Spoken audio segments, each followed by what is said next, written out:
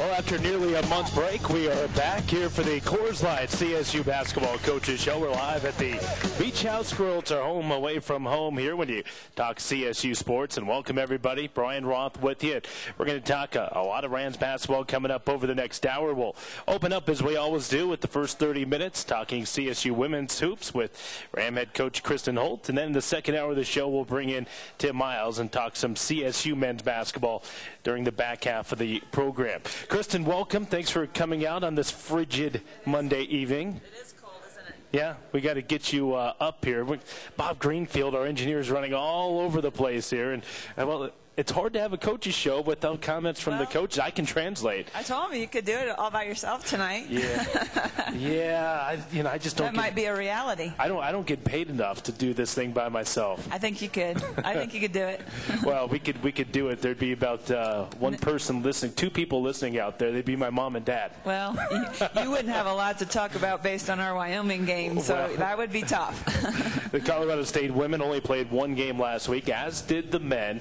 It was a game against Wyoming for the women on Wednesday up at the AA in Laramie, and unfortunately it would be an 83-43 loss. And you and I filmed a television show earlier this morning, which, by the way, it can be seen on the Mountain and on the public access channel here in Fort Collins, channel 11, I believe, for Comcast subscribers. But we talked about it a little bit, but I know that's just not what you envisioned going into the conference opener on this past Wednesday. No, I didn't. I thought we'd be ready. I think we were. I thought we were ready, and then I thought our matchups with them were good. We had a pretty good game plan, I thought, but the execution of it wasn't real good. And boy, they were hot too as far as shooting. I mean, I give them a lot of credit too. I think they played really well.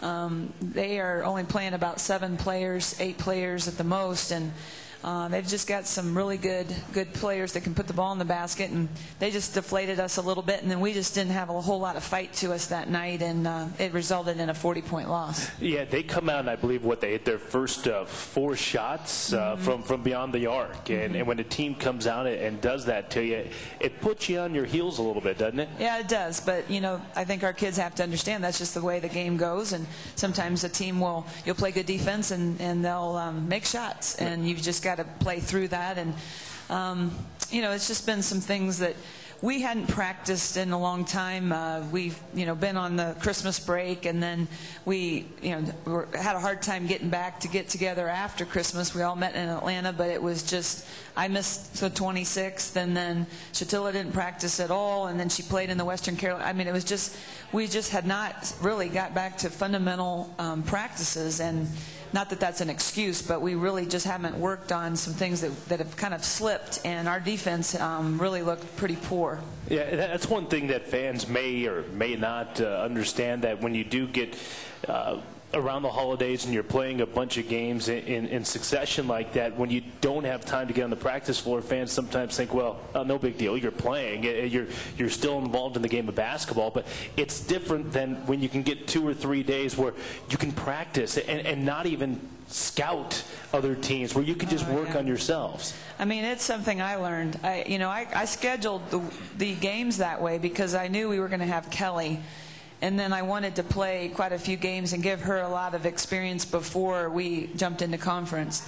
But now, after going through what we've been through, I would probably trade a game for some more practice time, because listen, and you get in a game, you only have a certain number of timeouts. You can't put them on the line. You can't just get after them on things that need to be done now.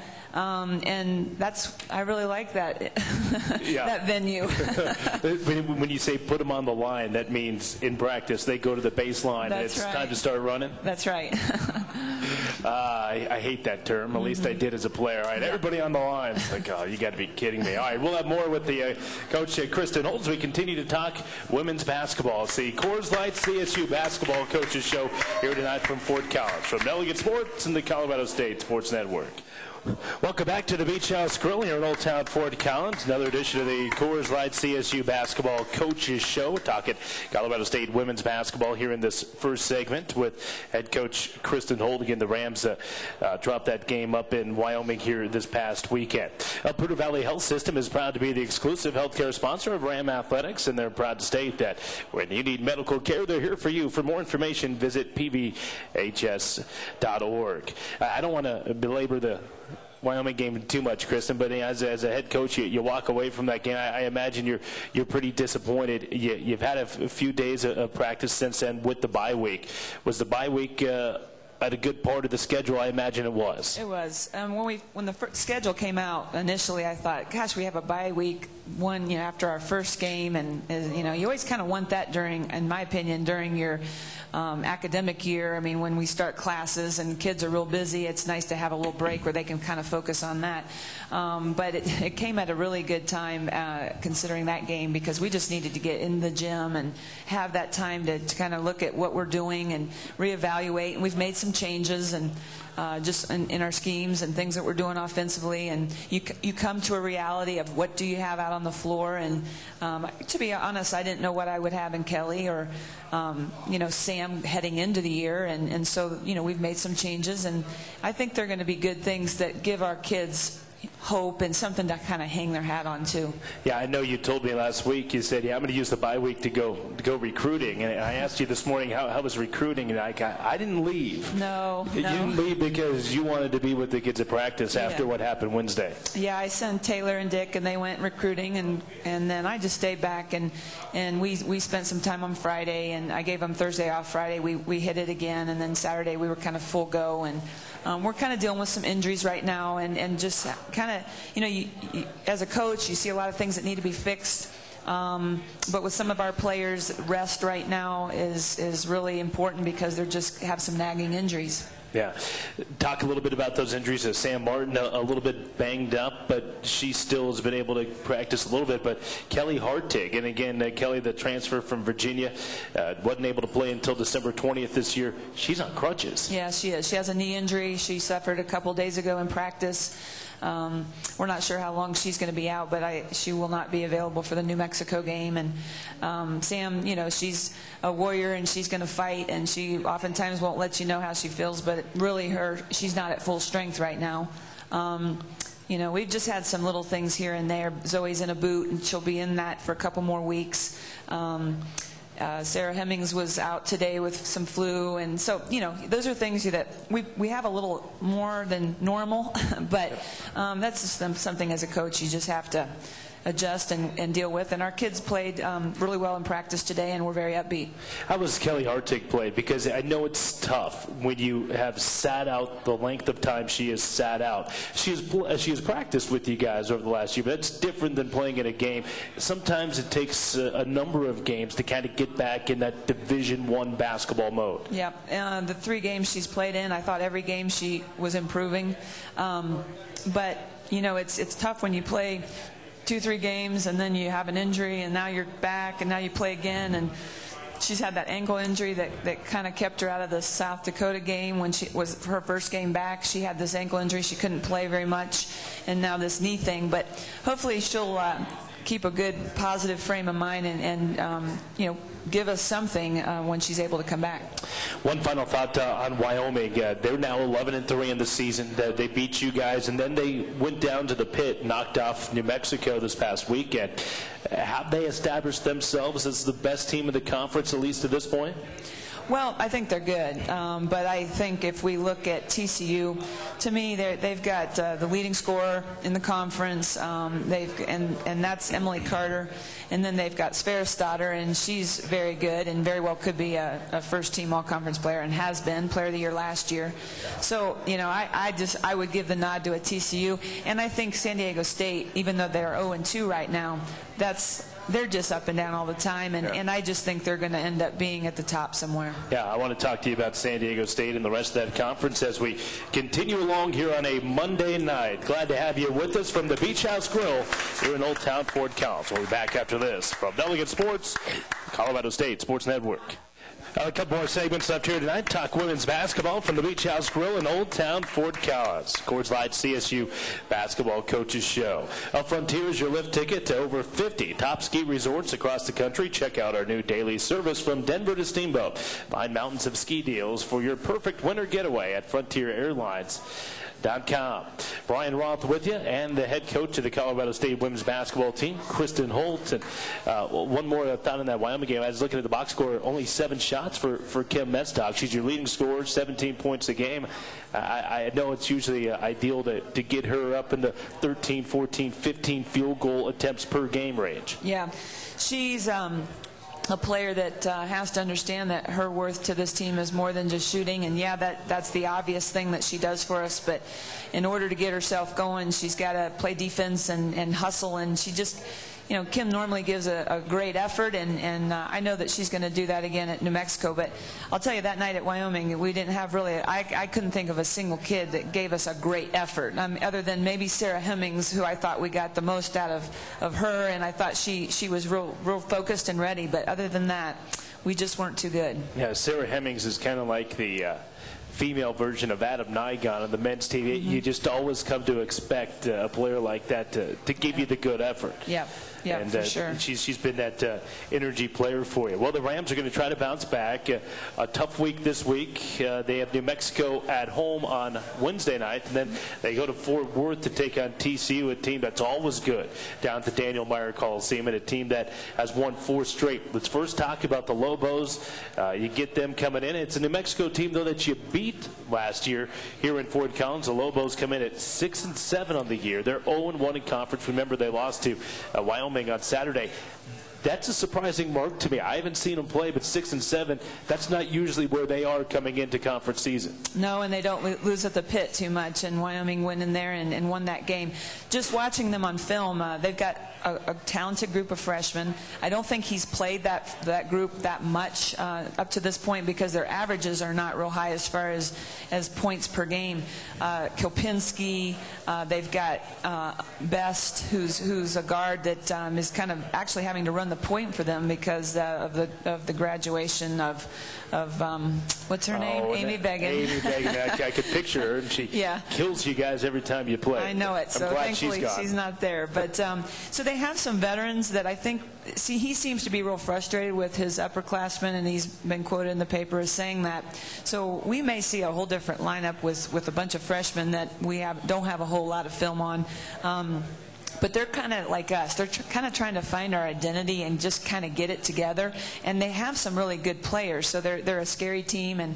And let's face it, we got their attention a little bit last year by beating them here. And I'm sure they're not going to just waltz in here and think that it's going to come easy. You know, sitting at 6-7, it was interesting. I was looking at the RPI today. They're the highest rated RPI team in the conference at 60.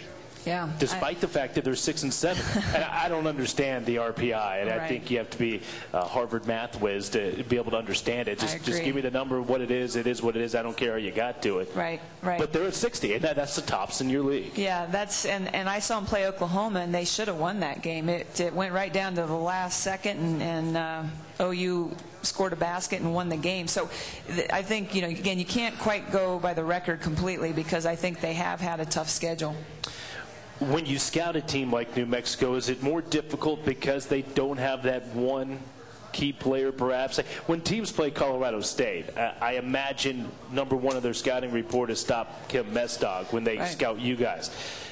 I think only one player averages in double figures, and there's a lot at 9, 8, 7, 6. I mean, there's a lot of balanced scoring with New Mexico. Yeah, it is a hard team to scout as far as personnel, because they're so deep and they have so many different people, and how you want to play them, and you just really, our players are going to have to really lock into who they're guarding. But you just don't know which of those kids is going to show up and really do it for him. And I think he's going to play more freshmen, more minutes. Do you have a feeling on how your team might react, this being the next time out after that Wyoming game last week? Well, I don't think it'll be like Wyoming. I mean, it better not be, right? No, it better not be. And it's because like I said, we've really responded well in practice, and we're just getting our defensive mentality back, and that's where it's got to start. I mean, as much as we have to score points, we can't give up 80-some points to any opponent and expect to win.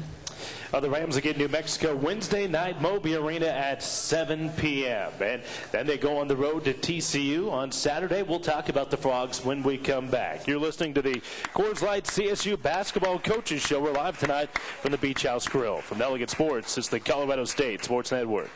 One final segment to talk CSU women's basketball on the Coors Light CSU Basketball Coaches Show.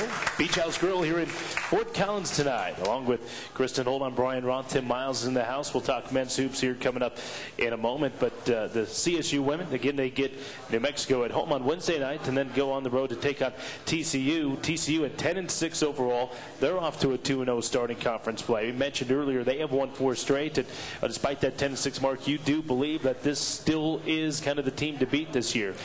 Yeah, I think they're just very good and talented. I mean, it's a team that I think they've been disappointed on how they finished their years in the past 2 postseasons, or when you looked at tournament runs, and they lost early in the Mountain West Conference tournament, but. A team that has a lot of potential and has shown that by beating an A&M and people like that. TCU has 2 of the top scorers in the conference, including the leading scorer. You've already mentioned her name, Emily Carter. It seems like she's been here for about 30 years. Oh, yeah, I mean, every year it's Emily Carter still on the roster. Right. She's a real good shooter. She's a lefty and leads the conference in scoring at almost 20 a game. Yeah, she's very good and just continues to improve. And I think she kind of brings a steadiness to that team. Not extremely athletic, but doesn't have to be. That's kind of like Kim. She's not extremely athletic, but she can shoot it so quick that not many people can get out on her. And so I think she's having an outstanding senior year. And then, of course, Helena Svera's daughter. She has been outstanding her entire career. She's 4th in the conference in scoring at 17 a game, but she does so many other things. She's one of my favorite players over the last couple of years to watch in the Mountain West Conference. And she's basically a 6'2" all-purpose / point guard type of player. She is, and she'll just take you down there and post you up if you're smaller, and trying to keep her out on the perimeter. And I noticed she had a ton of assists the other day in their game. So if she doesn't hurt you with scoring, she's going to find another way to do it. I mean, if you have a draft of all the players in the Mountain West, does she not go number 1? I would say you'd have to pick her. Yeah, definitely. Yeah, she has been outstanding. And TCU, that's a place where they play awfully well, and they don't get a ton of fans down there, but for some reason they've had a lot of teams' numbers because they're good, obviously, but they've had your number down there over the past few years. Yeah, they have. We just not have had very many competitive games with them, and hopefully this year we can go down there and give them a tough test. All right, go to the email inbox and pull out a question. It's Ask Tim Miles or Ask Kristen Holt. You can find it on CSURams.com, and you can pose a question. The question to you, Coach, the Rams sometimes they don't feel as aggressive boxing out and positioning themselves for the rebounds. That's a question that I guess goes back to us talking about you guys not getting a ton of practice time of late, because that's something that obviously you work on when you do have a little extra time where you can focus not on your next opponent but on yourself. Well, that's the slippage I'm talking about that happens when you haven't practiced, and that's not an excuse. That's just the facts. It would happen to probably any team. And listen, we cover every fundamental under the sun, and I think that's part of the discipline of our team, and where we've got to grow up is they've got to be able to do things when we're not threatening, lines or this or that. They've got to do it every single time. Yep.